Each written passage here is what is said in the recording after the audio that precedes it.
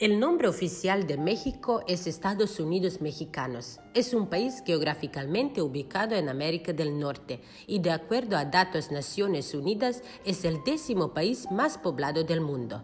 México es una república que consta de 32 estados. Su capital es la Ciudad de México, también llamada Distrito Federal. La primera civilización importante que vive en el territorio actual del México fueron los olmecas aproximadamente 3.000 años antes de nuestra era.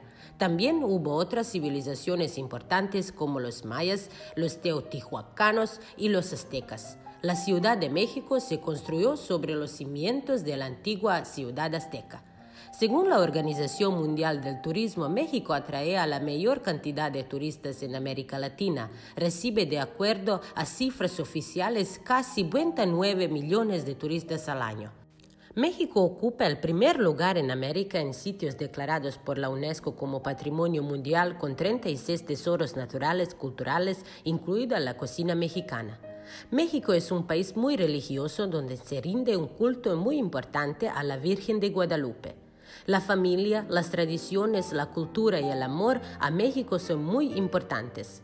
Los mexicanos son cálidos, alegres, siempre listos para sonreír y recibir a propios y extraños. También son muy románticos y famosos por sus serenatas. Algunas de las canciones más románticas del mundo provienen de México. Por ejemplo, Bésame mucho.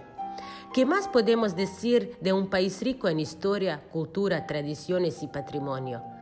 Visitar México, en ponernos un sombrero de charro, brindar con tequila y mezcal, degustar su variada gastronomía.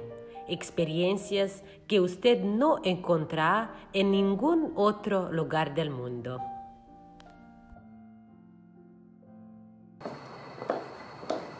Hola, hola, bienvenidos a la residencia de México.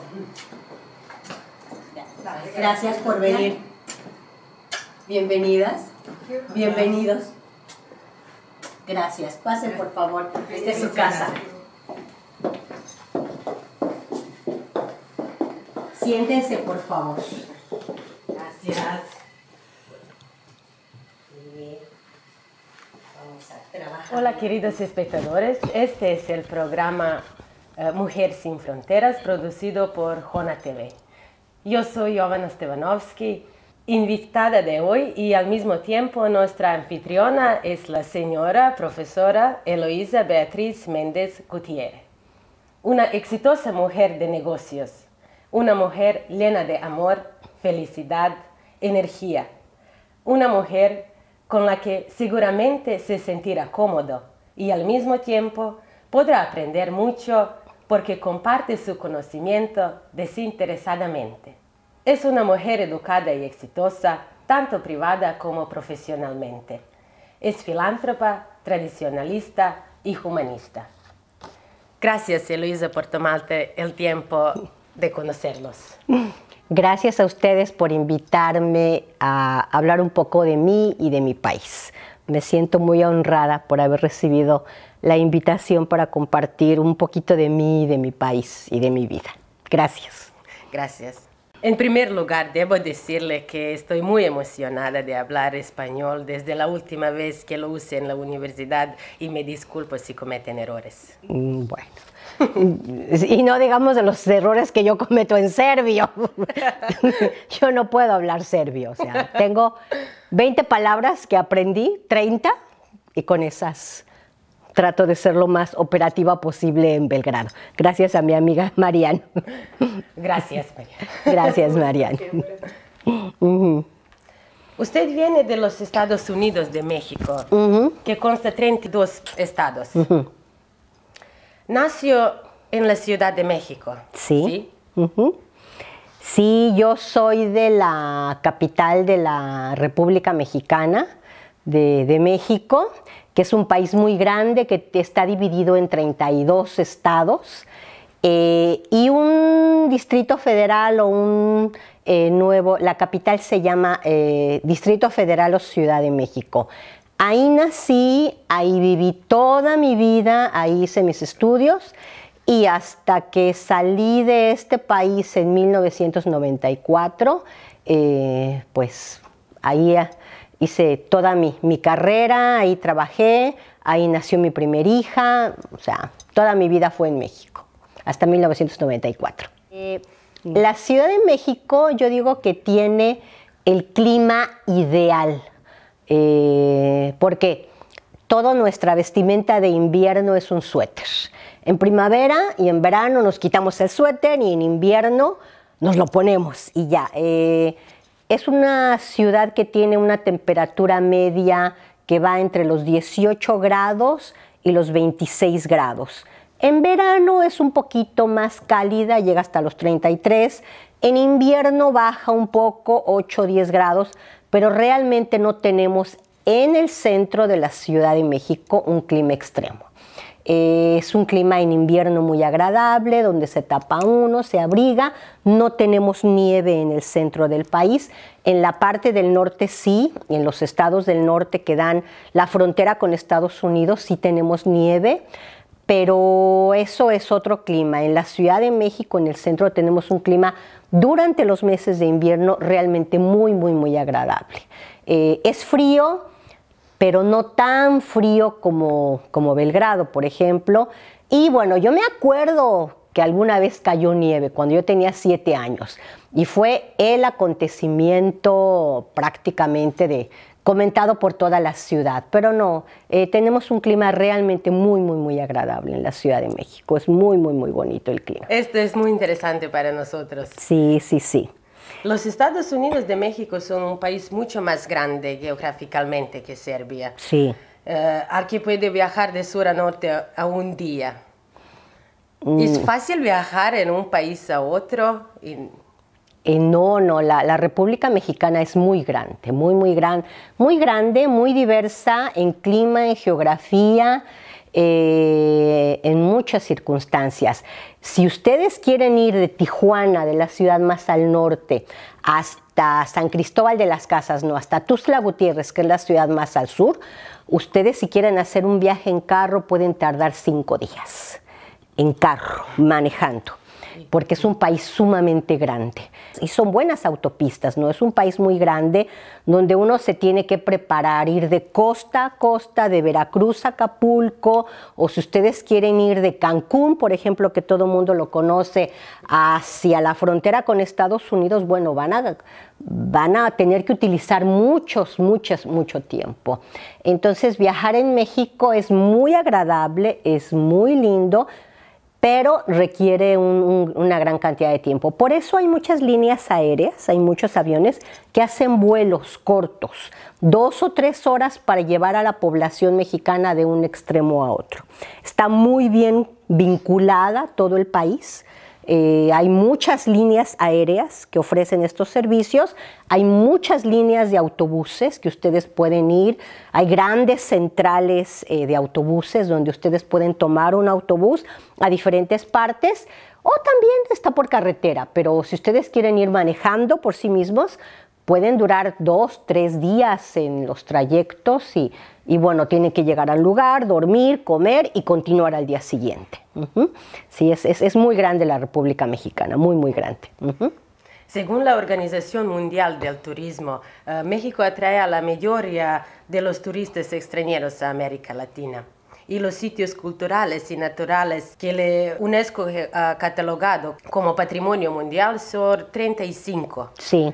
¿Puede seleccionar algunos de sus favoritos? Sí, tenemos un muy buen número de lugares que han sido declarados por la UNESCO como Patrimonio de la Humanidad.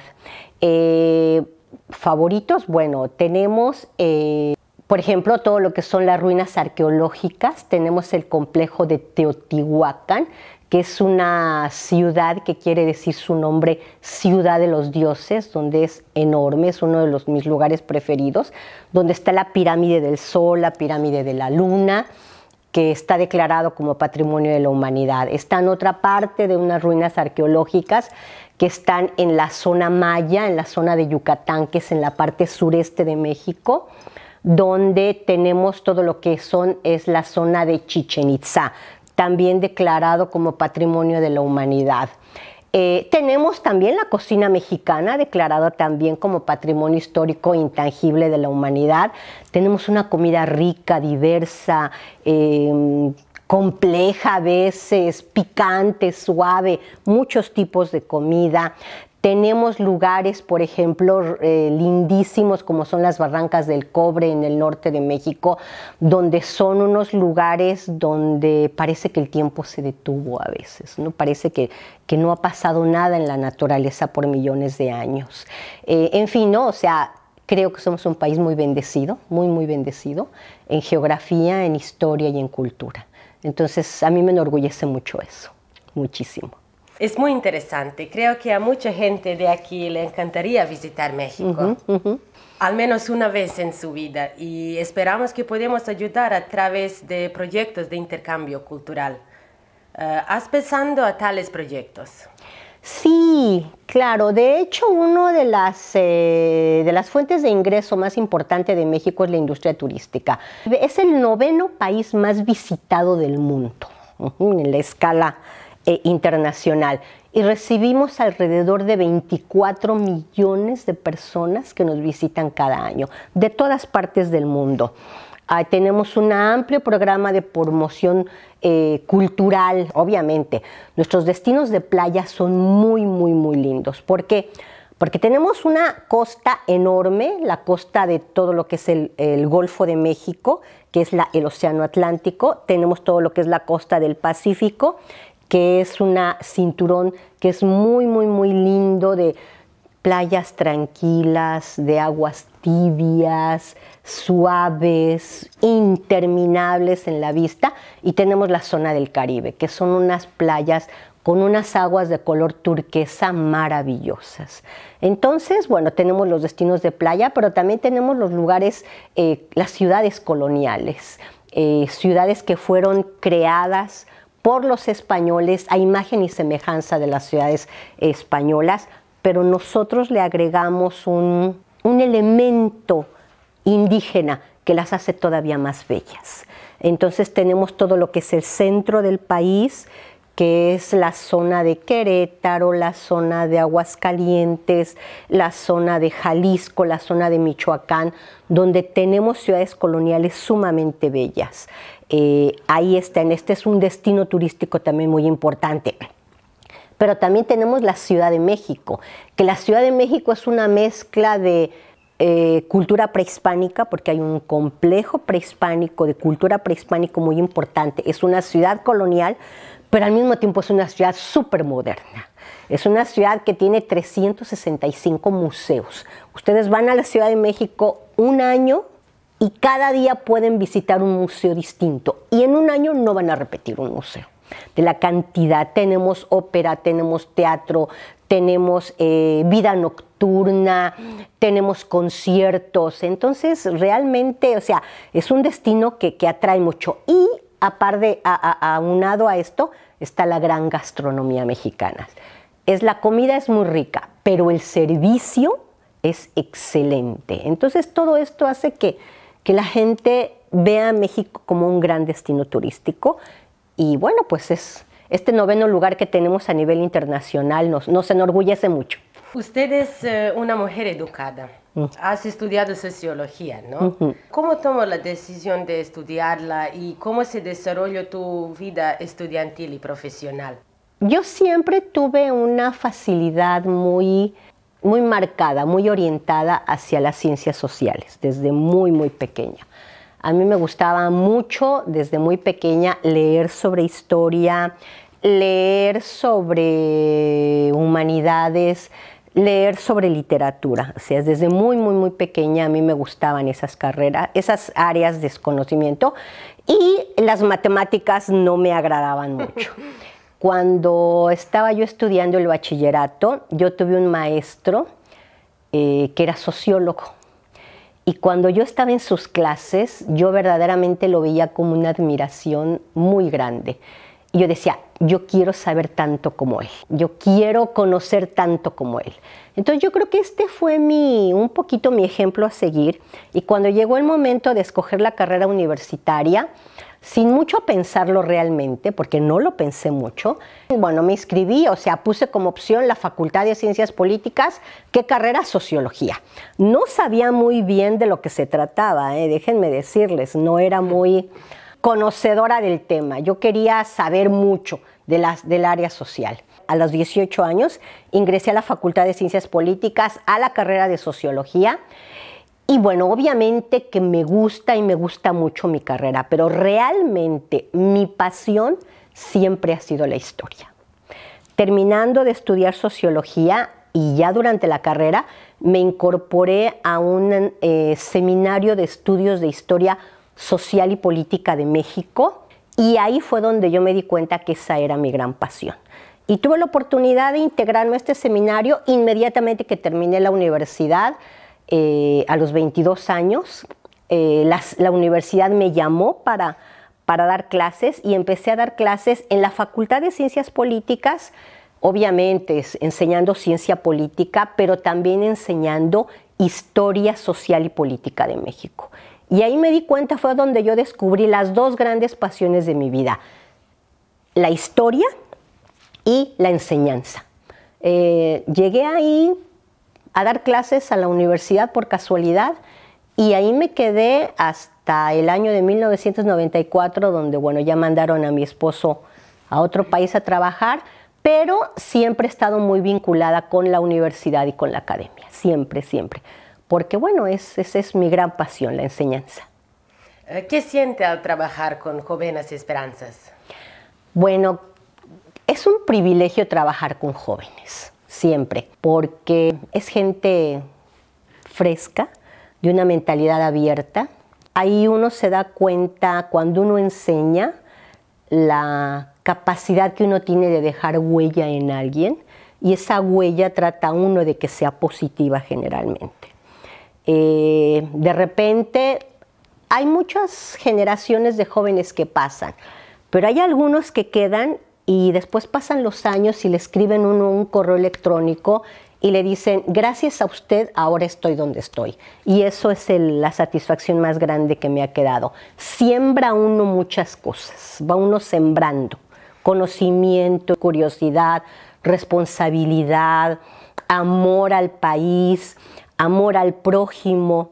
Yo siempre digo, la universidad tiene que crear buenos profesionistas, pero sobre todo y ante todo tiene que crear buenas personas.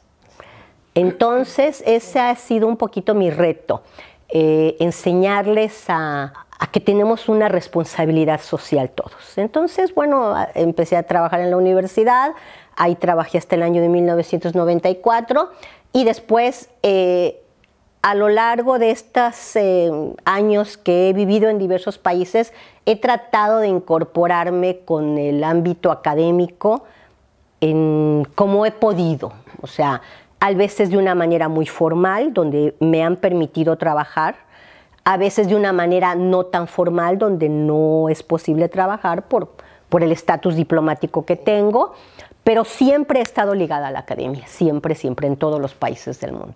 Incluso aquí en Serbia, constantemente me invitan a la Facultad de Filología, a Kragujevac, a Novi Sad, a las distintas universidades donde se estudia en la carrera de lenguas hispánicas y me invitan a dar conferencias y me siento muy, muy contenta de poder compartir algo de lo que sé con todos ustedes.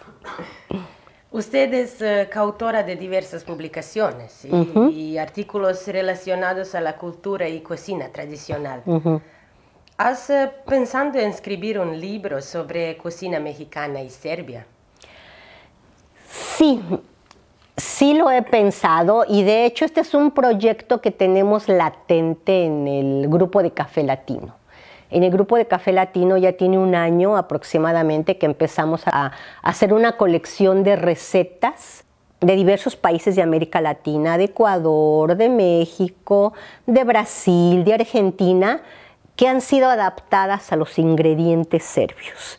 Entonces ese es un proyecto que no ha ido tan rápido como yo lo hubiera pensado por muchas circunstancias. Bueno, creo que los ingredientes serbios apoyan mucho la preparación de cocina latinoamericana y mexicana también, ¿no? El picante, por ejemplo, a mucha gente de Serbia le gusta el picante. Sí. ¿Cómo desperta su amor por la cocina tradicional? ¿Es eso algo que transmitió por su madre? Sí. Mi mamá era una gente muy tradicional y entonces me acuerdo que había fechas tradicionales donde todas las mujeres en mi casa nos reuníamos a cocinar. Yo me acuerdo desde muy pequeña haber visto cocinar a mi abuela con los métodos tradicionales de México. Después ver a mi mamá cómo lo hacía. Y cuando uno mira y participa, poco a poquito va aprendiendo. Después esto se convirtió en algo que yo asimilé. A mí me gusta cocinar y aparte me siento feliz y contenta cuando yo comparto con alguien la cocina de México. Entonces me gusta preparar una buena comida tradicional de México, de la usanza, en la forma más auténtica que se pueda, compartirla, explicar qué es lo que están comiendo, decir qué es los ingredientes que tienen. Y todo esto lo heredé de mi madre. Mi madre era una mujer que cocinaba y cocinaba muy bien y ella fue mi gran maestra, después mi hermana mayor y después yo le hice un recetario a mi hija cuando se casó y ese fue su regalo de bodas. Darle un recetario mío con mis recetas escrito de mi puño y letra, que ella lo tiene ahí en su cocina y para continuar con esta tradición de la cocina tradicional de nuestra familia en cualquier lugar del mundo que estemos. Excelente. ¿En qué diferencia la cocina mexicana del serbio? Bueno, yo diría la cantidad de carne. La cocina serbia es una cocina que utiliza mucho la carne y los ahumados. Ustedes tienen una forma de preparar donde ahuman la carne y saben diferenciar incluso hasta el tipo de leña con el que está ahumada la carne. Yo entiendo, para ustedes será muy importante conservar la carne. En México no, en México tenemos una dieta muy diversa, por ejemplo, de mariscos y pescado, por la gran cantidad de costas que tenemos. Tenemos una dieta muy rica en mariscos, muy rica en pescado, porque tenemos muchas costas, en primera. También tenemos una tierra muy fértil en todo el año en producción de verduras. Entonces, nosotros hemos incorporado a nuestra dieta una gran cantidad de verduras, que ni siquiera se conocen aquí: el cactus, los nopales, las verdolagas, las acelgas, los romeritos que se comen en esta época en México. Impensable que los pueda encontrar aquí. Tenemos muchos vegetales que hemos incorporado a nuestra comida y sí, obviamente sí comemos carne, pero la dieta fundamental de ustedes es la carne. Para nosotros es una dieta mucho más diversa, mucho más abierta. Y bueno, y nosotros comemos, por ejemplo, algunos tipos de insectos también, ¿no? Que son muy ricos. Entonces, nuestra comida es muy, muy, muy diversa. Porque tenemos un territorio muy grande, entonces también un poquito es con base en eso. También organizó educaciones sobre cocina mexicana. ¿Cuáles son las reacciones de gente aquí? He dado algunas pláticas, no algunas, varias pláticas sobre la cocina mexicana, muchas. Me piden mucho esa conferencia, mucho, sobre aspectos específicos de la cocina mexicana, sí. Sobre todo porque, bueno, el picante es algo que atrae mucho. Entonces, bueno, les hablo un poquito acerca del picante, pero también les hablo acerca de que la cocina mexicana no solamente es picante. La cocina mexicana es también, puede estar solamente perfumada con un picante muy suave, o puede estar muy picante, o incluso tenemos una salsa maravillosa que es el mole, que es la mezcla de muchos picantes y al final le ponemos chocolate, por ejemplo, que es deliciosa verdaderamente.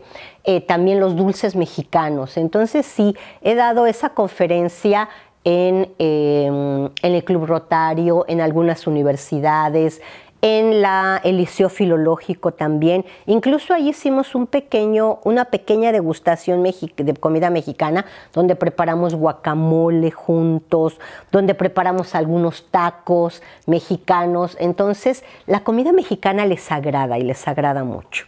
Y trato de enseñárselas de la manera mucho más tradicional y auténticamente mexicana. Cabe aquí señalar que el burrito no es comida mexicana. Los burritos no son comida mexicana. Es comida Tex-Mex. Es comida que se come en la parte norte de México y en el sur de Estados Unidos y que dicen burritos, pero no es comida auténticamente mexicana. Lo auténticamente mexicano es el taco. Un taco de tortilla de maíz donde se le pone cualquier cantidad de ingredientes adentro. Y hay doraditos, dobladitos, hechos churritos, flautitas, miles de formas de preparar un taco mexicano. ¿Qué le parece grabar un programa en el que prepararías una especialidad o un plato que sería una mezcla de serbo-mexicano? Pues a mí me encantaría. Por ejemplo, hay un ingrediente que ustedes usan cotidianamente en su comida que es delicioso, que es el cáimar. Yo he preparado pasteles mexicanos con cáimar y quedan deliciosos. Por ejemplo, he preparado algunos tortas mexicanas, que es nuestro sándwich, y en lugar de ponerle frijoles le he puesto aybar y queda delicioso también. El aybar es una cosa que yo he incorporado a la cocina de México, a lo que yo preparo en casa. ¿Qué otra cosa? Bueno, el chevapi, bueno, o sea, me encanta. Y yo lo pongo el chevapi y en lugar de lo pongo con guacamole y queda espectacular. Entonces, claro, si me invitan, con mucho gusto un día lo podemos hacer. ¿Qué canción serbia es su favorita? Si tiene. Bueno, hay muchas canciones serbias que me gustan. Lo que pasa es que mi memoria para las letras serbias es muy mala, pero ustedes cantan una canción muy bonita el día de los cumpleaños. Divandan, divandan, darararara, rochentan, roch, jivela, jivela, darararara, jivela. Esa canción me gusta mucho, entonces esa, cuando yo salga de Serbia la voy a cantar muy bien, porque me gusta mucho, es la canción de los cumpleaños. Y bueno, tienen otras muy lindas que he escuchado varias veces en Escadarlia, pero bueno, las letras son complicadas para mí. Sí. Ya estando ahí, bueno, cantaré, pero ahorita no me acuerdo mucho de ello. Digo que te gusta el brandy tradicional serbia. ¿Qué marca es su favorito? Bueno, es un poquito difícil para mí. Me gusta la raquia. Yo soy una mujer que le gustan los alcoholes fuertes. Tomo tequila, entonces cuando yo probé la raquia, que me acuerdo que fue el primer invierno que yo estuve aquí, que tenía yo un frío espantoso y la persona que trabajaba conmigo me dijo: señora, usted está resfriada, tiene que tomarse una raquia en la mañana, en ayunas. Y dije: ¿cómo en ayunas? Sin nada en el estómago. Sí. Y empecé a tomar raquia un poquitito nada más, y sentía cómo me calentaba el pecho. Algunas veces salgo por ahí y pido una raquia y un té. Me gusta mucho la raquia de miel con membrillo, la raquia de pera, que es la más tradicional que ustedes tienen. Marcas, prefiero las raquias tradicionales, las que hacen ustedes artesanalmente, que tienen unas excelentes. Pero me gusta la raquia por una parte, y por otra parte tengo que reconocer que tienen ustedes una muy buena tradición en vinos de mesa. Los vinos de mesa son muy, muy buenos. Los vinos tintos y los vinos blancos, para mí fue una sorpresa, porque esto se conoce poco. O sea, uno habla de los vinos españoles, uno habla de los vinos franceses, uno habla de los vinos argentinos, pero los vinos de Serbia son de muy, muy buena calidad. El Radovanović, por ejemplo, es de muy, muy buena calidad. Tienen muy, muy buena cepa para producir muy buenos vinos. Entonces, yo sí digo que es una industria que se va a desarrollar muchísimo en Serbia, la industria vitivinícola. ¿Alguna vez fuiste a fiestas tradicionales Serbia? Tal vez una boda. Sí fui a una boda. Fuimos primero a la iglesia, que para mí fue toda una sorpresa, una ceremonia religiosa, un matrimonio que se realizó en una iglesia ortodoxa, porque nosotros como católicos tenemos otro ritual. Los católicos nos sentamos en las iglesias y los novios se hincan delante del sacerdote. Aquí no, prácticamente todas las ceremonias son parados. después veía cómo se cambian una corona de un lado a otro, después cómo dan vueltas. Entonces para mí todo eso fue un descubrimiento, una nueva forma de conocer el ritual religioso. Y después, bueno, ya nos fuimos un rato, no estuvimos mucho tiempo, a la casa de los novios. Vimos cómo lo recibieran con música y cómo había unas como conos en los cuales había muchos dulces y les aventaban dulces a los novios cuando llegaron. Y luego después, bueno, cómo empezaron a bailar y a comer. Y bueno, comían y bailaban y luego después cómo se unen para bailar el colo. Entonces yo participé bailando colo. Me gusta mucho, 2 pasitos para acá y un pasito para acá. Pero bueno, después de 2 horas ya mi esposo dijo, bueno, ya tiene que quedarse la familia solamente y ya nos retiramos. Pero es una fiesta muy linda, muy, muy linda. La familia está muy contenta, es una fiesta donde están todos muy unidos, todos bailan, porque bailó, me acuerdo, desde el novio hasta el niño chiquito. Todos bailaron, todos absolutamente. Y eso es muy mexicano también, donde todos participan en la fiesta y en el baile. Entonces fue una linda fiesta, me acuerdo. ¿Cuánto tiempo lleva viviendo aquí en Serbia? 3 años con 6 meses casi. 3 años y medio. Aquí tengo ya viviendo, en Belgrado. ¿Y se ha acostumbrado rápidamente a la mentalidad serbia? Sí, sí me he acostumbrado porque es fácil. El pueblo serbio es un pueblo muy parecido al pueblo latino. Entonces es gente amable, es gente muy amigable, es gente empática, uno se siente muy bien con los serbios. A mí como mexicana me han recibido maravillosamente bien, entonces no es difícil, uno se siente realmente muy, muy contenta, muy a gusto. Aquí está el ejemplo claro, tengo a mi amiga Marianne que bueno, o sea, nos conocimos al mes de haber llegado y bueno, he desarrollado unas amistades muy lindas con gente de aquí de Serbia, porque es gente muy fraterna, muy cálida, muy abierta, donde lo invitan uno a su casa, le invitan su comida, se sientan. Y he tenido experiencias en la calle muy lindas, donde me he perdido y he encontrado a alguien que me ha ayudado y que no habla inglés, que no habla español, y que nos hemos comunicado y me ha tomado de la mano y me ha llevado y me dice, aquí. Eso no se encuentra fácilmente en cualquier parte del mundo. La gente es muy amable. Como diplomático cambiaste muchos países. Sí. ¿Dónde viviste?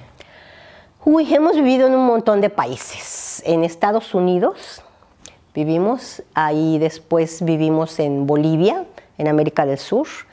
Después vivimos en Argentina. Después de ahí vivimos en Uruguay. Después de ahí nos fuimos a vivir a Venezuela. Después de ahí nos fuimos a vivir a Honduras, América Central. De América Central nos mandaron a vivir a África, a Nigeria, ahí viví 5 años. Y de África nos mandaron para acá, para Belgrado. Entonces he vivido pues prácticamente en toda América Latina, en África. Me falta Asia, y bueno, pero un poquito por todas partes del mundo, ¿no? De cada país tiene lo mejor de tus recuerdos. ¿Y dónde fue la cosa más interesante o más difícil para usted? Cada país tiene su encanto, indudablemente. Cada país es lindo. Cuando uno está en esta vida, hay que ver lo mejor de cada país, porque también uno se puede ir al otro lado a ver lo peor. Entonces no es bueno. Hay que buscar siempre lo mejor de cada país, que cada país tiene grandes encantos.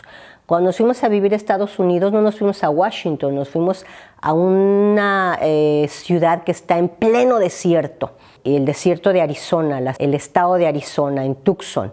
Y bueno, llegar y vivir en el desierto a 50 grados de temperatura era, para mí, decía yo, ¿qué es esto? O sea, pero bueno, finalmente me enamoré del clima del desierto. Tiene su encanto vivir en el desierto, con esos climas secos y calientes, pero bueno, ¿no? pasó. Bolivia, después nos fuimos ahí, y ahí, bueno, Bolivia es la capital más alta del mundo. Es una ciudad que está a 4.200 metros sobre el nivel del mar. Muy alta. Yo me acuerdo que decía el presidente de Bolivia: aprovechen porque este es el lugar más cerca que van a estar del cielo antes de que se mueran. Y tenía toda la razón, porque es muy alta. Es fría, fría, helada, porque uno tiene la cordillera de los Andes aquí enfrente, no acá, aquí enfrente. Es fría. Es un país pobre. En aquel tiempo era todavía más pobre. Pero bueno, viví feliz y muy agradecida con Dios, porque ahí me mandó mi segundo hijo. Ahí nació mi hijo Marco Antonio. Después nos fuimos a Argentina, nos tocaron las crisis políticas ahí, y bueno, un país muy lindo, pero en ese momento complicado, también en Uruguay. Después nos fuimos a vivir a Venezuela. Venezuela es un país muy bendecido, es un país precioso.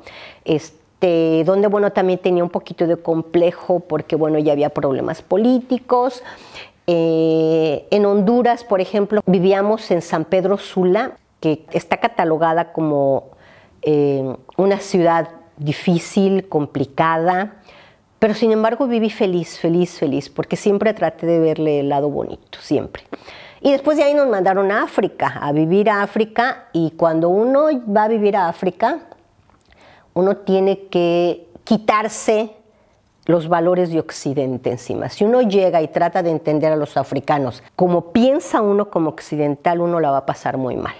Yo creo que ha sido el destino más difícil que hemos tenido, porque desde que yo llegué, el clima, la comida, los olores, el hablar de la gente, donde hablan un inglés que no entiende uno, la mentalidad del tiempo africano, donde el tiempo de ellos es un tiempo totalmente distinto al de uno, la forma de hacer las cosas. Mi hijo tenía 12 años, adaptarlo a la escuela. Fue un año, el primer año fue muy complicado, muy difícil, muy agotador, pero ya una vez que yo dije, este es mi lugar y aquí debo de vivir feliz, viví feliz, feliz, feliz, feliz en África, en Nigeria, en la capital Abuya, conociendo la mentalidad africana, y ha sido una muy buena experiencia de vida, la mejor experiencia del mundo, porque uno sale muy,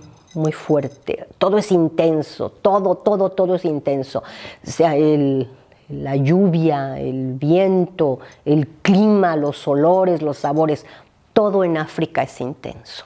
Y uno aprende que incluso en esas difíciles circunstancias los africanos son felices, como la felicidad tiene un montón de caminos. Y eso me enseñó África, que tiene un montón de, uno tiene muchos caminos para ser feliz en este mundo. Entonces, 5 años vivimos en África y bueno, al final fue maravillosa, una maravillosa experiencia. Y después nos venimos aquí a Belgrado, ¿no? Que bueno, aquí es muy agradable la vida. Viene de una gran familia de 9 miembros. Sí. ¿Podemos ver tu álbum familiar? Sí. Este es un libro que yo escribí hace 2 años, en donde hablo acerca de la historia de mis padres. Es una familia grande, crecí en una familia grande, y me siento muy afortunada de haber vivido dentro de esta familia grande, porque me enseñó muchas cosas que me han servido mucho en la vida. Me enseñó tolerancia, me enseñó empatía, me enseñó que las cosas tienen que ser siempre compartidas, me enseñó también participación activa. Una familia muy tradicional en la cual yo, bueno, soy un típico ejemplo, porque yo soy una mujer, pese a todo, muy tradicional en cuanto a cultura mexicana. Entonces, vivir en una familia grande ayuda y ayuda mucho, mucho, muchísimo. Fuimos 7 hermanos, mi papá, mi mamá, entonces esta es la foto de mis papás cuando se casaron, que se casaron en 1942. Esta es la primera parte de una historia que van a ser 3 libros y se llama Eloísa y Pablo, porque mi mamá se llamaba Eloísa y mi papá se llamaba Pablo. Son relatos de familia donde yo hago un relato desde antes de que se conocieran, la infancia de mi papá, la infancia de mi mamá, cómo se desarrollaron, cuándo se conocieron, cómo se casaron y cómo empezaron a nacer. Todos mis hermanos, yo soy la más pequeña, entonces como 6 hermanos nacieron antes que yo.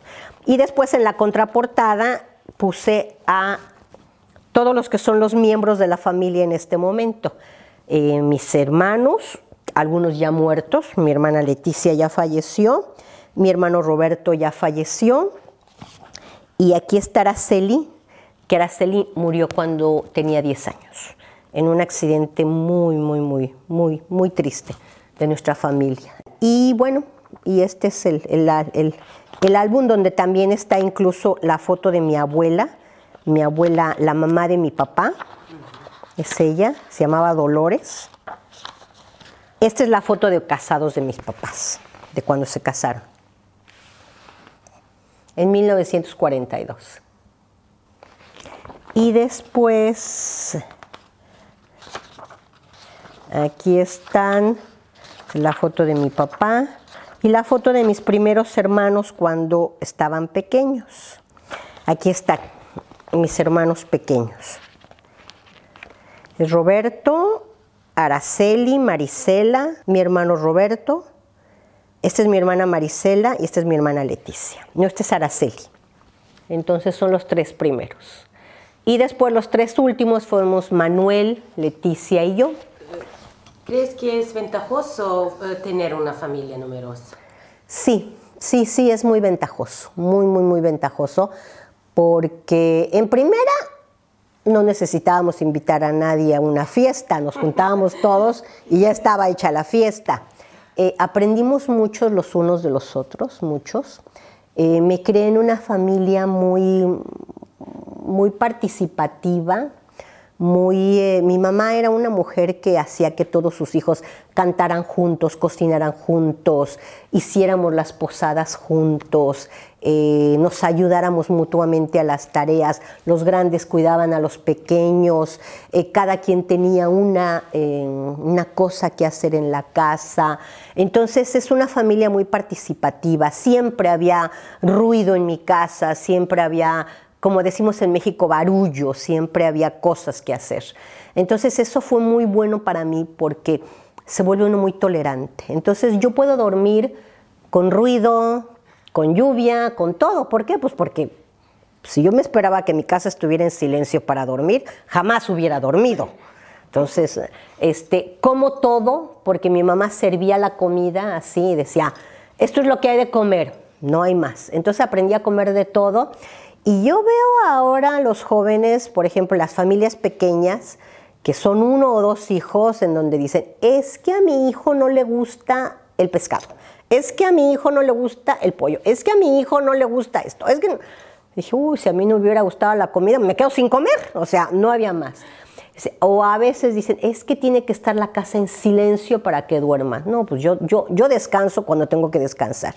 Entonces sí estoy muy agradecida por haber crecido en una familia muy grande, porque me enseñó mucho, me dio muchas herramientas para la vida. Me enseñó a ser tolerante, a compartir, a tener responsabilidades, a cuidarnos entre nosotros, a apoyarnos incluso a pelearnos entre nosotros. Saber hasta qué punto puedes tener diferencias y estas diferencias no pueden pasar de determinado nivel. Ya cuando llega un momento dices, bueno, ya, esténse en paz y después, bueno, ya, ¿cómo pasan? Entonces eso ha sido una escuela de vida para mí muy buena, muy buena y que me ha servido muchísimo en la vida, muchísimo. Entonces sí estoy muy feliz de haber crecido en una familia muy grande. No fue fácil para sus padres criar y educar tantos niños, pero de todos modos fueron educados y empleados. Cuéntanos sobre tus padres. Bueno, mi papá era un hombre del estado de Veracruz, de uno de los estados más bellos de México. Él estudió ingeniería textil y bueno, empezó a trabajar en lo que eran las fábricas textiles en México cuando se casaron mi papá y mi mamá. En ese momento ellos se casaron durante la guerra y hubo un programa de trabajo migratorio entre México y Estados Unidos. y mi papá se inscribió en ese programa y mi papá se fue a vivir a Chicago durante toda la época de la Segunda Guerra Mundial. Se fue a vivir a Chicago y bueno, Chicago es un lugar donde el frío es algo serio. Y él era un hombre de trópico, un hombre que vivía en un lugar donde salía a la calle pues prácticamente en camisa, donde la naturaleza es verde, donde todos los días sale el sol radiante. Entonces él se fue a trabajar a Chicago y bueno, porque le pagaban muy bien, ¿no? Entonces se fueron esos años donde fueron duros para él, duros porque él era un hombre de trópico. Y bueno, pero sabía que el sueldo era bueno. Entonces esos años estuvo mandando dinero a México en este programa de trabajadores migratorios, que fue uno de los primeros que se firmó entre el gobierno de México y el gobierno de Estados Unidos. El programa se llama el programa Bracero. Bueno, esos años fueron muy buenos porque mi mamá ahorró dinero y con ese dinero construyeron la casa grande donde todos nosotros crecimos, ¿no? Entonces ahí se vio un poquito reflejado el esfuerzo de mi papá.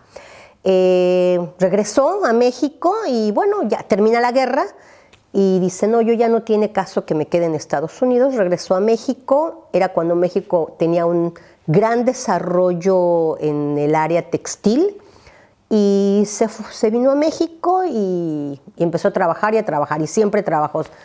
Él era un hombre serio, muy serio, no era un hombre que decía ni contaba chistes ni bromas. Entonces era un hombre que se dedicaba a trabajar y a darle todo lo que podía a sus hijos y bueno, y así era feliz.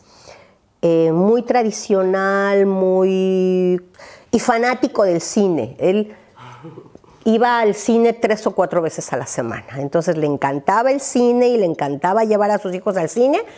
Y le encantaba también un poquito que le hicieran los domingos mole. El domingo tenía que comer mole. Pero era en términos generales. Nunca, por ejemplo, nunca nos llamaba la atención, nunca nos pegó, nunca. Quien nos pegó fue mi mamá.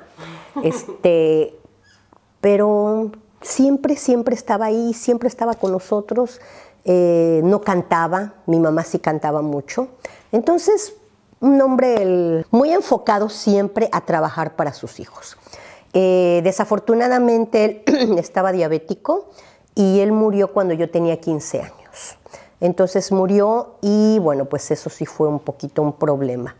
Mi mamá era todo lo contrario, mi papá era callado, serio, y mi mamá, bueno, cantaba, bailaba, nos corregía, regañaba, si alguien se portaba mal, se quitaba un zapato y con eso le daba o le daba con un palo. Ella era quien era la autoridad, quien ponía el orden en la casa. Ella era la mujer, la que trabajaba, subía, bajaba, entraba, salía, lavaba, planchaba, cocinaba, organizaba la casa, todo. Ella era realmente la voz cantante de la casa. Entonces una mujer con un carácter fuerte, firme, determinante, pero con una fuerza impresionante. Y bueno, una vez que mi papá murió, ella se tuvo que hacer cargo económicamente de nosotros. Sí se quedó la pensión de mi papá, porque cuando alguien muere, el Estado te da una pensión para poder vivir, pero no era suficiente. 3 ya estaban casados, Araceli ya había muerto, 3 seguíamos solteros, entonces mi mamá ahí puso un negocio de telas. Y resultó que era muy buena, pero muy buena para vender telas y después para coser. Entonces hizo un negocio muy próspero, muy próspero. Y mi mamá cambió. ¿Por qué? Porque mi papá era muy tradicional. Mi mamá nunca se pintó el pelo cuando vivía mi papá. Ella nunca se pintaba los ojos ni nada. Era una mujer de cara muy limpia. Y cuando muere mi papá y ella empieza a trabajar, empieza a pintarse el pelo, empieza a pintarse los ojos, a comprarse ropa nueva, a verse más. Y era una viuda verdaderamente que llamaba la atención, porque aparte de todo se sentía contenta trabajando, mantenía a sus hijos, tenía su negocio. Después de que murió mi papá, no porque haya estado mal antes, pero se transformó en otra persona mi mamá, ¿no? Entonces, yo tengo un poquito, creo, de su carácter, porque yo soy así, me encanta cantar. Yo sé que canto feo, pero bueno, eso es otra cosa. pero me encanta cantar, me encanta cocinar, me encanta recibir en mi casa, así como era mi mamá, ¿no? Entonces, fue una experiencia de vida muy, muy agradable. Mi papá, por un lado, serio, trabajador, siempre dedicado a cuidar a sus hijos, porque no había otra cosa, y mi mamá a educarnos. Una persona muy linda, mi mami, siempre, siempre. Y ella, bueno, ella conoció a mi hija, ella murió en el año 2004. Cuéntanos sobre tu nombre y apellido, es muy interesante. ¿Cómo se forma? Mi mamá se llamaba Eloísa, como yo. Cuando yo nací, mi papá le dijo, pues vamos a ponerle tu nombre, Eloísa. Y mi mamá dijo, no, pero Eloísa no, sí, vamos a ponerle Eloísa, tu nombre, a mí me gusta. Y lo decidieron ahí, en ese momento, porque en México se pone el nombre al 1 o 2 días de nacido, cuando se hace un acta, un certificado de nacimiento. Entonces le dice mi papá, pues vamos a ponerle tu nombre, a mí me gusta. Pero dice mi mamá, no, ¿cómo? Mi Eloísa. Bueno, ¿qué otro nombre te gusta? Bueno, a mí me gusta Beatriz. Eloísa Beatriz. O sea, mi nombre lo decidieron en 5 minutos. Y Méndez Gutiérrez, porque en México se pone el apellido del papá, que es Méndez, y Gutiérrez, que es el apellido de la mamá. Entonces, así se forman. Todas las personas en México tenemos 1 o 2 nombres y el apellido del papá y el apellido de la mamá. No como aquí en Serbia, que nada más usan un solo apellido, no. Ahí tenemos 2. Y ya no incorporamos a nuestro nombre el apellido de nuestro esposo. Las mujeres conservan su nombre de soltera siempre, para documentos oficiales. Sí. Es mi nombre, Eloísa Beatriz Méndez Gutiérrez. Cabe señalar, mi familia de México me dice Betty, porque a mi mamá le gustaba mucho más el nombre de Beatriz que Eloísa. Entonces, toda la gente que a mí me llama Betty es la gente que a mí me conoció cuando yo vivía en México. A mi marido, cuando yo lo conocí, a él le gusta el nombre de Eloísa, y él es quien me dice Eloísa. Y por eso ya en esta parte de mi vida me dicen Eloísa. Pero la gente en México, la gente que me conoce, me dice Betty.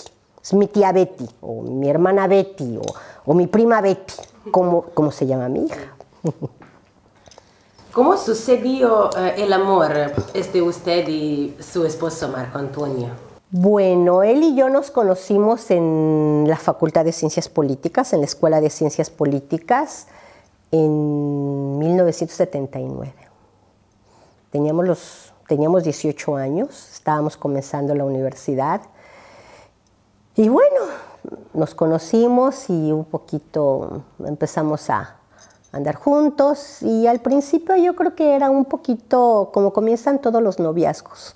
Un poquito en serio, un poquito en broma, no en broma, pero no era una relación así muy en serio. Eran novios y bueno, a veces estábamos más separados, a veces estábamos un poquito más juntos. Y bueno, estuvimos 5 años de novios, 5 años y en esos 5 años, bueno, como todo en la vida se fue desarrollando, cada vez nos dimos cuenta de que queríamos estar más tiempo juntos, cada vez nos dimos cuenta de que, bueno, realmente él era la persona que yo quería, yo era la persona que él quería, hasta que nos casamos por el civil el 10 de diciembre de 1983. Y el 10 de febrero de 1984 nos casamos por la iglesia. En México se usa el matrimonio 2, por el civil y por la iglesia. Ahora los jóvenes ya no tanto se casan por la iglesia, pero en aquel tiempo sí. Y bueno, pues empezamos esta vida juntos hace 36 años casi, ya de casados tenemos. Y bueno, pues bien, felizmente casados, contentos, y como todo en la vida, ¿no? Un poquito, muy buenos tiempos difíciles, pero bueno, es parte de la vida, ¿no? Pero bueno, estamos ya 36 años, más 5 años de novios, 5 años de conocernos en la universidad, pues prácticamente hemos pasado la vida juntos y bueno, pero bien, contentos. El tiempo en la universidad fue un tiempo muy, muy, muy, muy lindo, que compartimos y que recordamos con gran cariño. ¿Tienes 2 hijos? Tenemos 2 hijos, sí, adultos. Beatriz, Eloísa Beatriz, que se llama como yo, que ella vive en Estados Unidos en este momento, está casada, estudió también la carrera de Relaciones Internacionales, es una joven diplomática que también se casó con un diplomático y por eso ha vivido también en Ecuador, en Chile, en China, estuvo viviendo 3 años hasta hace algunos meses y ahorita están viviendo en Washington. Se parece mucho a mí en carácter, se parece mucho a mí físicamente. Hablo cotidianamente con ella, por WhatsApp hablamos prácticamente todos los días. Tenemos una excelente relación. Con mi yerno también. Ella trabaja para el Woodrow Wilson Center en este momento. Hace trabajo de investigación en todo lo que es América Latina. El vivir muchos años en América Latina le ha ayudado mucho en este trabajo. Y bueno, estamos muy contentas de tenerla. Y bueno, pues vamos a ver qué está. Pero bueno, ella es la mujer. Y 14 años después llegó Marco. Lo buscamos mucho, fue un niño muy buscado, muy buscado, hasta que finalmente Dios me hizo el milagro de que llegara en Bolivia. Él vivió con nosotros, él llegó a vivir aquí todavía con nosotros a Belgrado. Estudió en la escuela internacional, terminó aquí high school y después se fue a estudiar a Edimburgo, la universidad. Y estudia la carrera de Relaciones Internacionales en Edimburgo.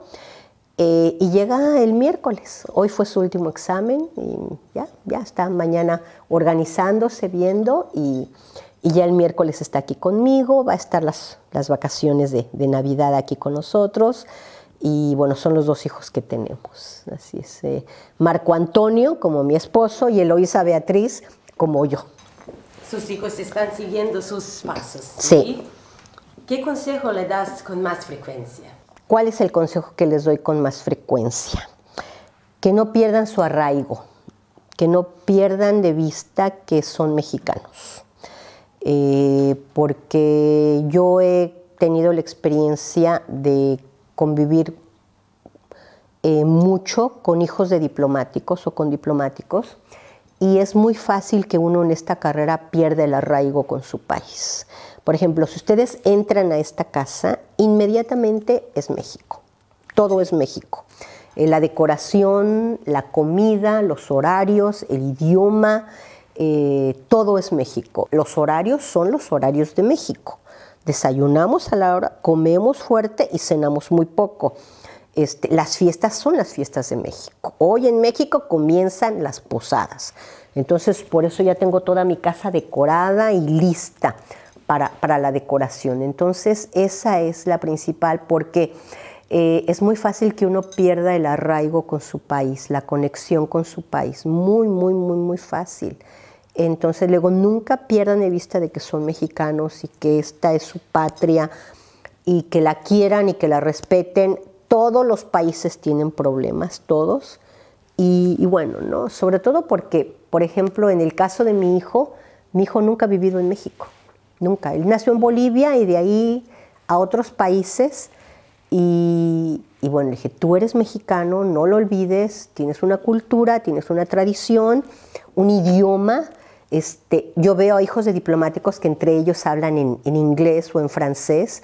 Les digo, no, aquí no se habla otra cosa que no sea inglés. Si tenemos una visita que habla inglés, obviamente que todos nos cambiamos el switch para otro idioma. Pero entre nosotros hablamos español, comemos comida mexicana, respetamos los horarios de México y hacemos todo a la usanza mexicana. Ese es el principal consejo que les doy. No pierdan su raíz, no pierdan su esencia mexicana, su arraigo.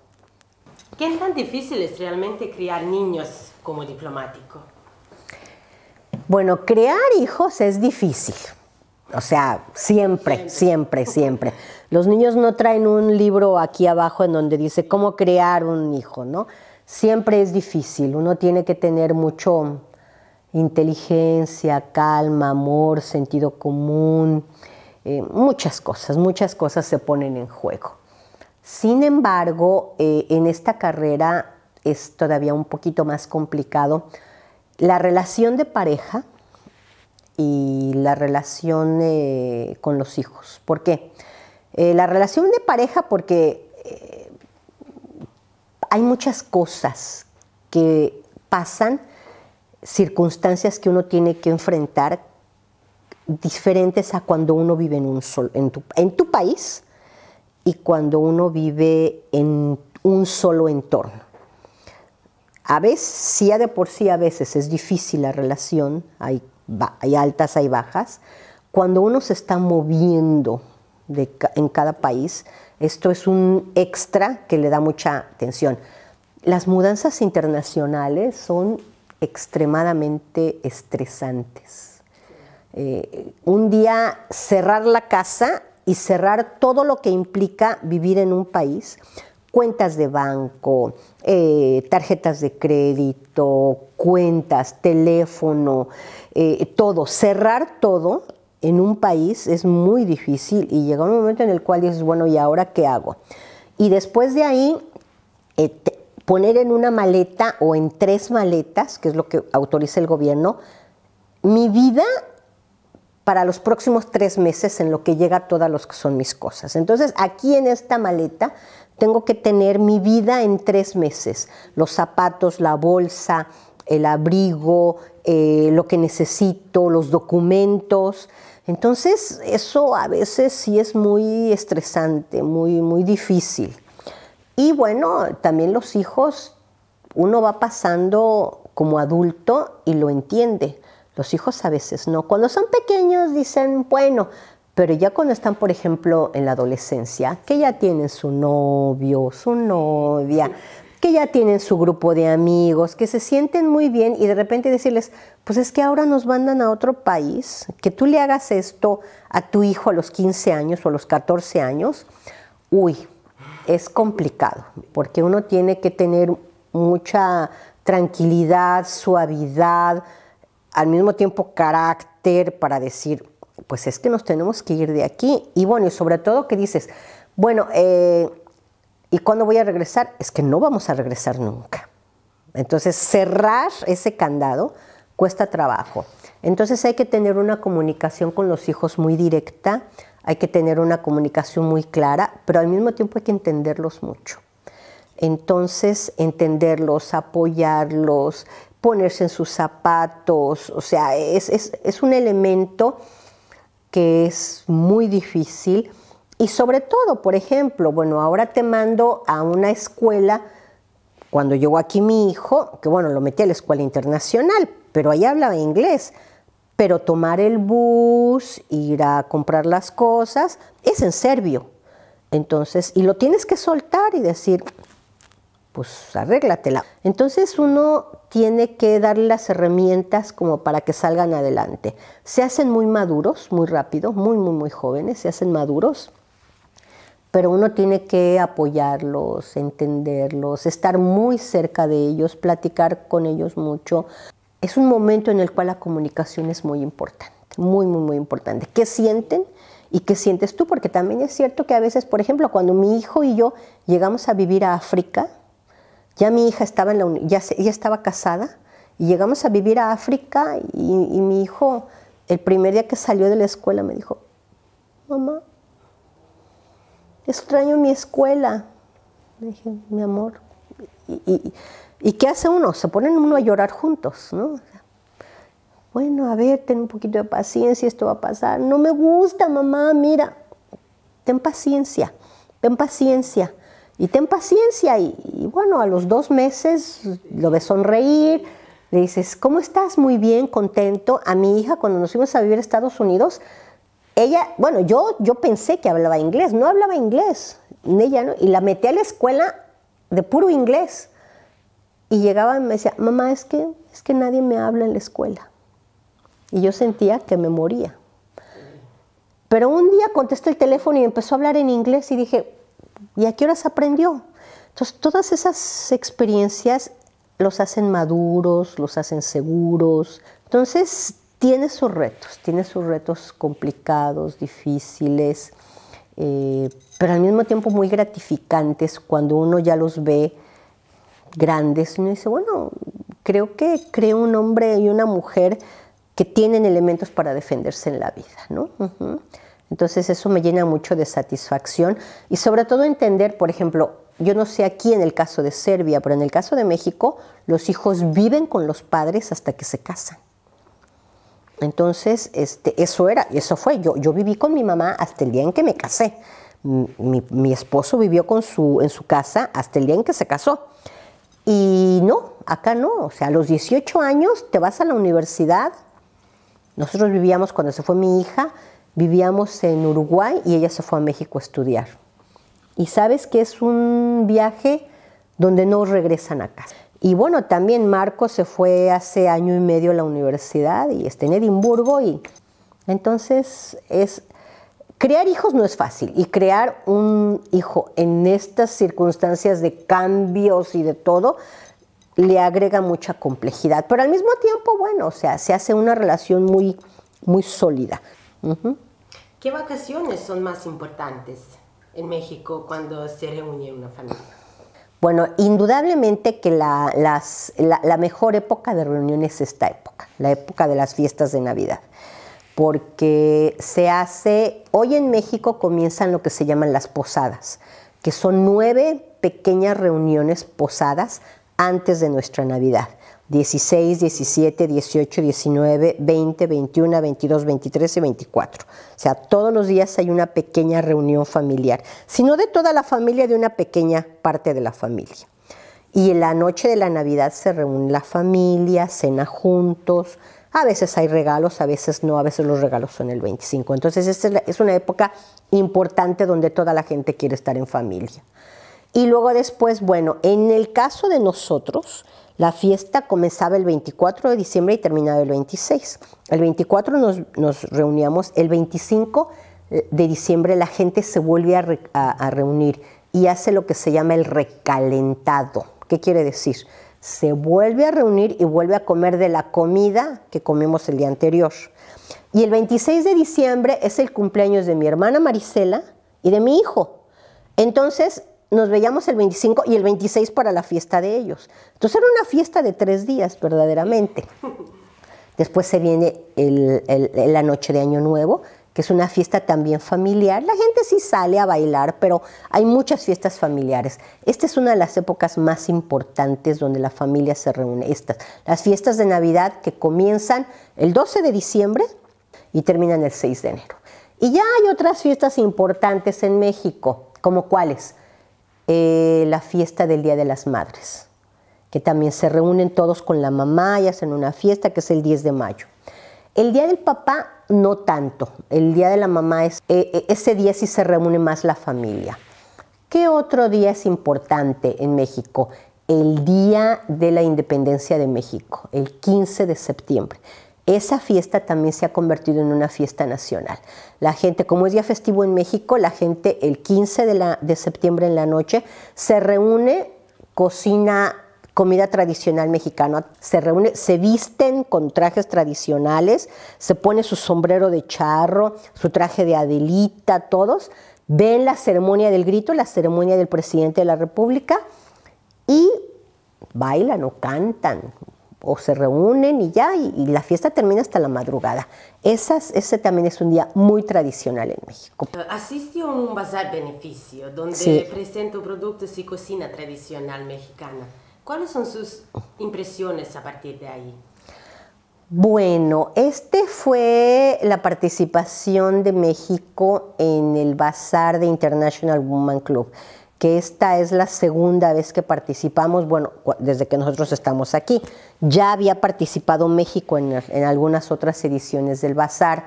Es un bazar a beneficio, creo que es el evento de caridad más importante que se organiza en Belgrado, siempre con fines de ayuda, lo cual yo estoy totalmente de acuerdo. Hace un año no pude participar por cuestiones personales, pero ahora este año organizamos este lindo stand de México que lo decoramos con un sombrero de charro, con piña, con colores mexicanos. Y bueno, para mí es un gran orgullo y una gran satisfacción haber podido ayudar a una buena causa y con una organización que trata sobre todo de pensar en los intereses de los serbios más necesitados. que eso yo creo que es una obligación que todos tenemos en una pequeña o gran escala. Entonces el trabajo de ayuda, el trabajo de soporte, se trabaja mucho, porque se trabaja mucho, cocinar es un trabajar impresionante, pero al mismo tiempo es muy satisfactorio cuando uno ve que ese trabajo es para ayudar a una gente que por circunstancias de la vida no tiene todo lo que uno tiene, ¿no? Uno tiene que sentirse muy agradecida con Dios y con la vida de que uno tiene una casa, un lugar donde me cobija del frío, tengo una mesa con alimentos, pero no toda la gente lo tiene, ¿no? Entonces yo creo que siempre tenemos que pensar en ello y esta es una buena oportunidad que tenemos de ayudar. Entonces obviamente que pues bueno, o sea, en cuanto me dijeron que participaba, claro que participo y claro que trabajamos y trabajamos un montón, pero un montón. Yo creo que ustedes estuvieron ahí también, ¿no? Sí, sí. Cuando se menciona el sombrero, la primera asociación es la serenata.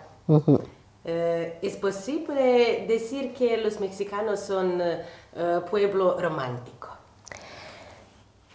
Sí, es un pueblo eminentemente romántico. Incluso se dice por ahí que hay 3 Méxicos. La República Mexicana es un como cuernito, que es el cuerno de la abundancia. Tiene 3 zonas bien determinadas.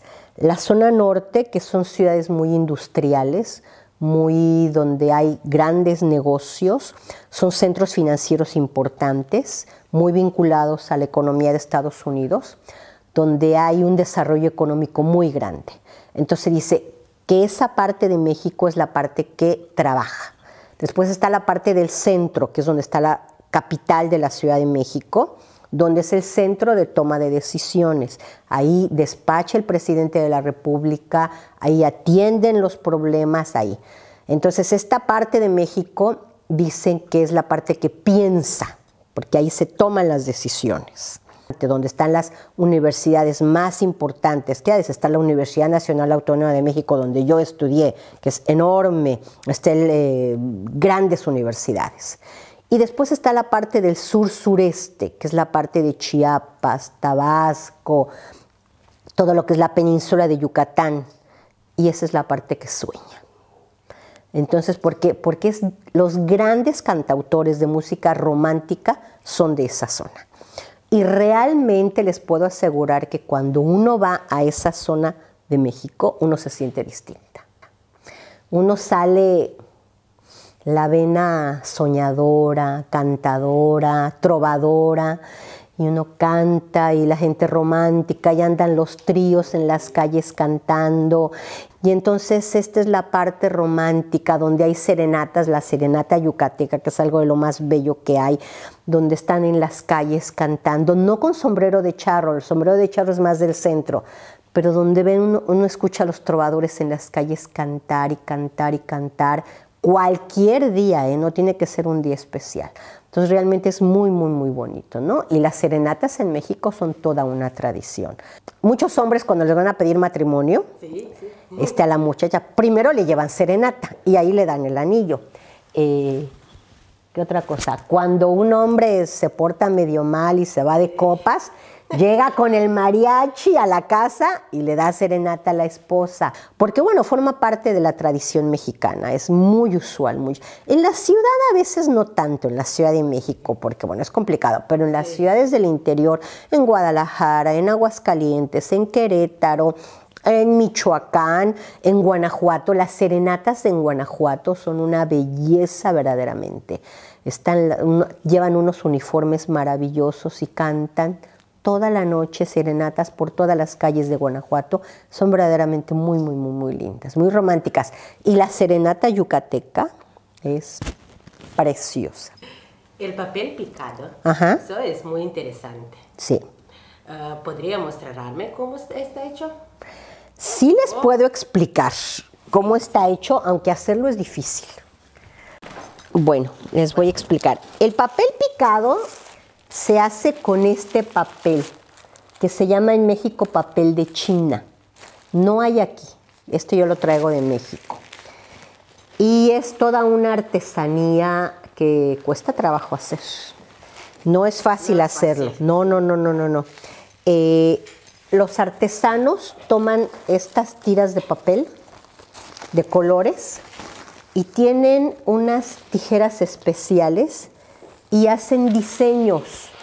Por ejemplo, para el Día de los Muertos, la festividad del Día de los Muertos, hacen una calaca y le hacen hoyitos, hoyitos, hoyitos, hoyitos con unos moldes y con su imaginación y hacen una calaca en papel picado. Para el Día de las Fiestas Patrias, nuestro Día Nacional, hacen una bandera de México o el rostro de la corregidora de Querétaro o don Miguel Hidalgo y Costilla, que es el padre de nuestra independencia. Para una fiesta hacen un papel picado donde le ponen aquí como que unos adornitos y todo lo hacen así con hoyitos. Yo creo que hacer un papel picado, los artesanos obviamente que lo hacen ya rápidamente. Yo me tardaría muchísimo tiempo haciendo un papel picado porque es una artesanía que lleva su tiempo. Y después se cuelgan así, muy lindos en las paredes durante las fiestas, donde, bueno, se mueve al aire y, bueno, se ve con estos colores naranjas, con este color rojo, con este color fucsia que tenemos en México, verde, morado, donde verdaderamente son muy, muy, muy, muy bellos, ¿no? ¿Cuándo surgió la piñata tradicional? Es una parte indispensable de las celebraciones.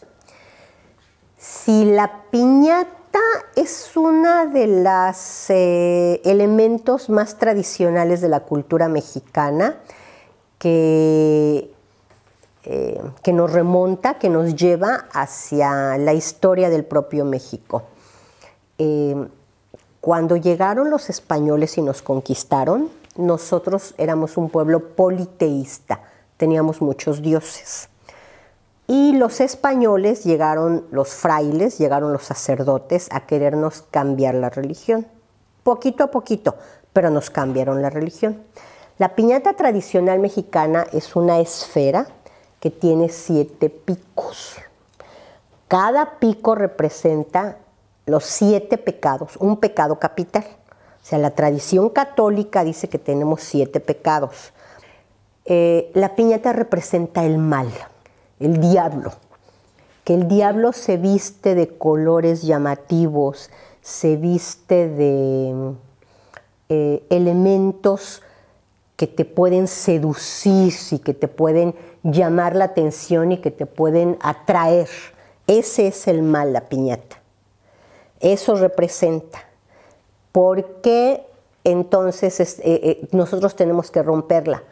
Porque nosotros los católicos, y eso nos enseñaron los frailes, tenemos que romper la piñata, tenemos que pegarle la piñata con los ojos vendados, porque representa la fe ciega de la religión católica respecto al mal.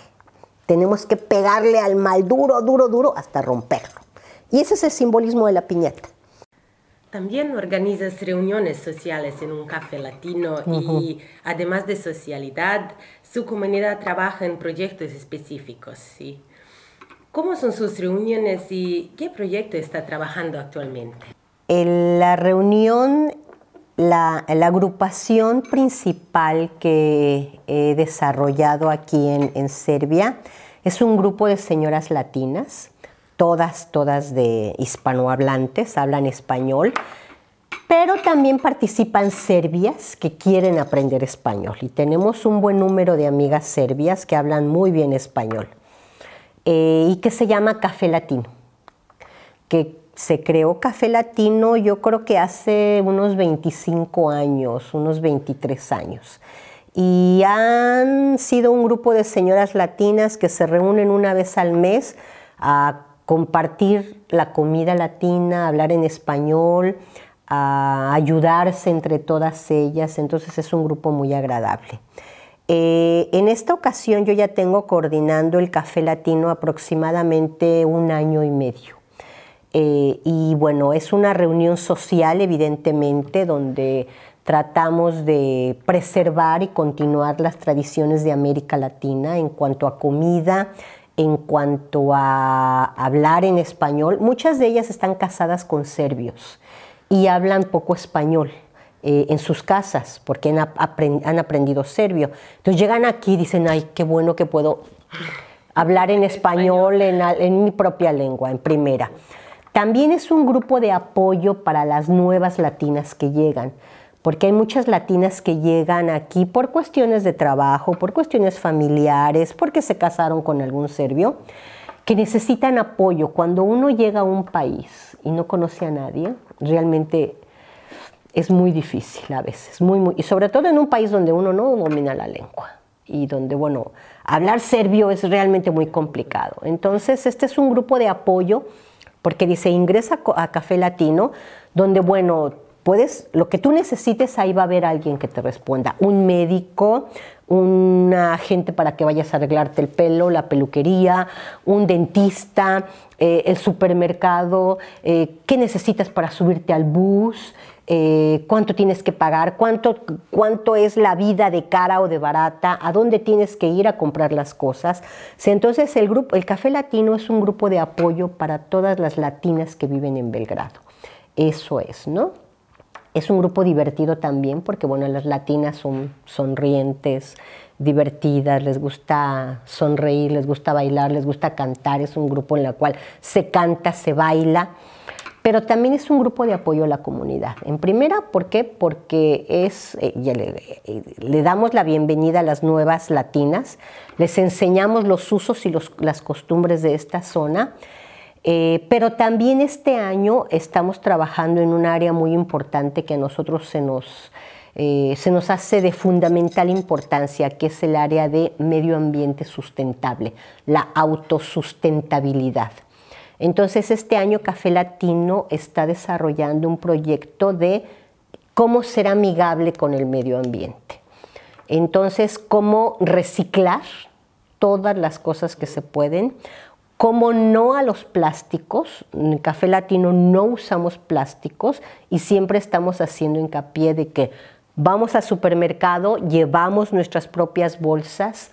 En el supermercado utilizamos nuestras bolsas para cargar nuestras verduras y nos han dado algunas charlas sobre cómo hacer nuestros huertos familiares. Tuvimos una charla muy interesante acerca de cómo plantar nuestro jitomate, nuestra lechuga, nuestros propios alimentos y cómo reciclar nuestras propias cosas que tenemos, nuestra propia ropa.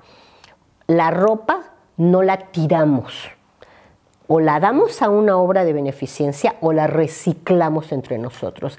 Entonces este año el proyecto de Café Latino ha sido muy interesante porque es un proyecto que es amigable con el medio ambiente. Ahorita que las cuestiones ecológicas están tan de moda y que son un verdadero problema. Entonces siempre estamos dando cápsulas acerca de no plásticos, cómo reciclamos, cómo hacemos las cosas, no generación de basura, cómo separar basura orgánica de basura inorgánica, y siempre estamos mandando capsulitas de información acerca de eso, y realmente ha sido muy bueno. Otro proyecto que tiene Café Latino que este año se desarrolló, que fue muy importante, hacer un directorio de servicios en español. Porque, por ejemplo, yo voy a un dentista y bueno, yo no hablo serbio. Entonces, y el dentista no siempre habla inglés. Entonces tenemos ahí un directorio de servicios donde este dentista habla español y habla inglés o francés. Entonces ya nosotros sabemos a quién podemos llamar. O necesitamos un plomero, o necesitamos a alguien que me arregle el pelo. ¿Y cómo le explico a un estilista en serbio lo que quiero? Entonces ahí tenemos un grupo, un directorio, en el cual decimos, estas hablan inglés y estas hablan español. Entonces nos ha ayudado mucho, es un muy buen directorio, que ya es la primera parte, la terminamos en julio, y esta segunda parte ya estamos afinándola y la vamos a entregar a las embajadas de habla hispana de Belgrado, porque es un elemento que ayuda mucho a las mujeres. Por ejemplo, dónde no estacionarse y sí estacionarse. Cuando yo llegué aquí me ganté un montón de multas porque no sabía ni mandar los mensajitos que hay que poner, qué zona 1, qué zona 2, qué zona 3. Bueno, me gané cualquier cantidad de multas. Ahora no.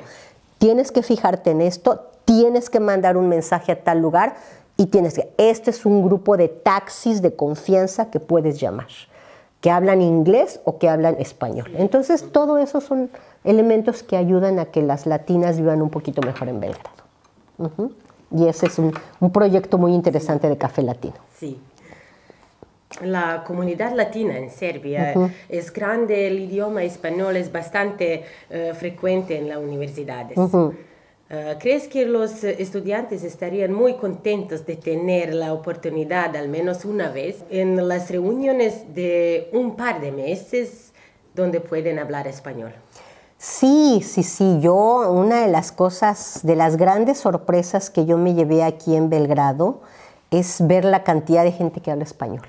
Hay mucha gente que habla español, mucha. Y en las universidades se estudia la carrera de letras hispánicas con traducción. Y entonces, bueno, yo he ido a dar conferencias a jóvenes que están estudiando la carrera de letras hispánicas, mujeres, y tienen un nivel de español excelente. O sea, yo les he hablado de historia de México, les he hablado de tradiciones mexicanas, de cultura mexicana, de cocina mexicana, de turismo en México, y me entienden todo perfectamente bien. Entonces, sí he desarrollado una muy buena relación con la Asociación de Profesores de Español en Serbia, y bueno, ellos difunden la lengua y bueno, también alguna vez hice una reunión entre esta asociación, la Asociación de Estudiantes, de gente que habla español, y Café Latino. Fue muy buena, muy buena, fue una interesante experiencia y espero que en el futuro pueda yo organizar más, porque sí, hay un gran interés. Y bueno, si ustedes van a México y preguntan ¿cuánta gente habla serbio? No creo que encuentre, pero aquí es muy frecuente. Yo he encontrado mucha gente, pero muchísima que habla español, y bueno, yo me siento muy halagada por ello.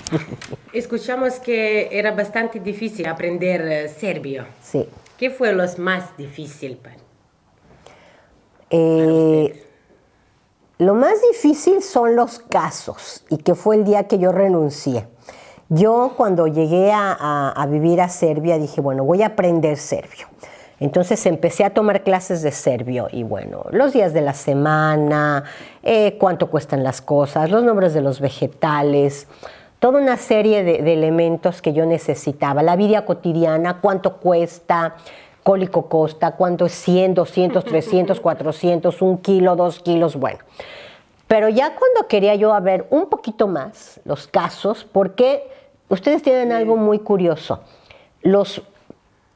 En México se dice café en general, y ustedes dicen café y depende de si es para una mujer, depende si es para un hombre, depende si es en singular y depende de si es en plural. Y yo le decía a mi maestra, ¿y por qué es así? Pues es que son los casos. Y hay como 3,000 casos y dije, no, yo no puedo con esto, ya. Demasiado para mí. Los femeninos los convierten en masculinos, los masculinos los convierten en femeninos. Por ejemplo, mi marido se llama Marco Antonio y en serbio es Marca Antonia. O sea, ¿pero por qué? No tiene sentido. No. Entonces dije, no. Entonces le dije a Marian, dime, hazme las 50 palabras que yo voy a utilizar cotidianamente. Hicimos la lista, los días de la semana, cuánto cuesta, nego govorim serbski, ya, lo más importante, y siempre tengo una lista en mi bolsa, y ahí cuando necesito algo lo leo y ya. Y algunas cosas ya me las sé de memoria, ¿no? ¿Dónde está? ¿Cuánto cuesta?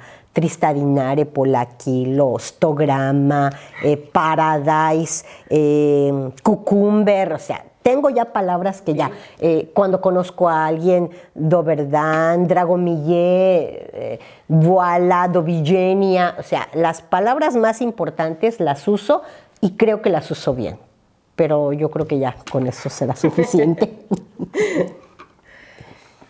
¿Qué recomendaría a todas las personas de México que visiten en Serbia? Bueno, primero decirles que Serbia es un país maravilloso, encantador, es un país precioso.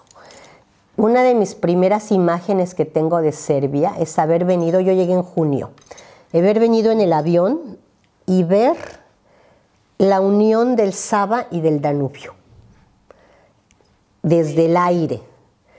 Y eso me dejó, dije, qué bonito país, esa unión. O sea, vivir a la orilla del Danubio es toda una experiencia. Es un país precioso, lo conozco y creo que ya en este momento lo conozco bien. El Danubio tiene un encanto verdaderamente mágico. Los colores del Danubio siempre son distintos, pero los bosques que tienen son una belleza. El Fruška es una zona que a mí me puede encantar. También Kopaonik, que es el lugar donde fuimos a esquiar hace 2 años, me quedé enamorada de la zona. Unas pistas de esquí maravillosas. La fortaleza de Golubac es preciosa, donde las puertas del Danubio se abren y luego se cierran, se cierran, se cierran, se cierran. Todo lo que es la zona de la Voivodina, estas tierras fértiles donde se puede dar todo.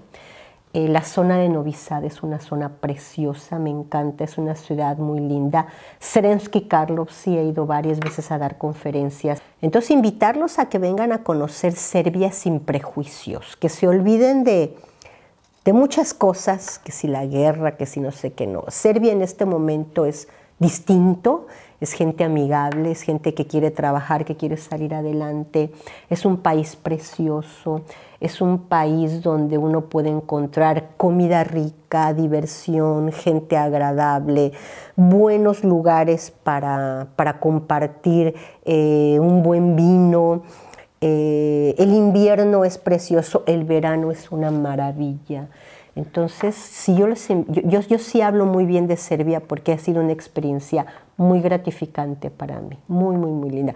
Estar en la fortaleza de Kalemegdan y ver un atardecer y un amanecer realmente no tiene precio. Es precioso, precioso, precioso. Muchas gracias. No, de verdad, o sea, tienen un lindo país. Al final no puedo evitar preguntar, porque eres radiante, eres una mujer feliz y contenta. ¿Y cuál es tu secreto o consejo? Uy. Un consejo. Soy una mujer agradecida, creo.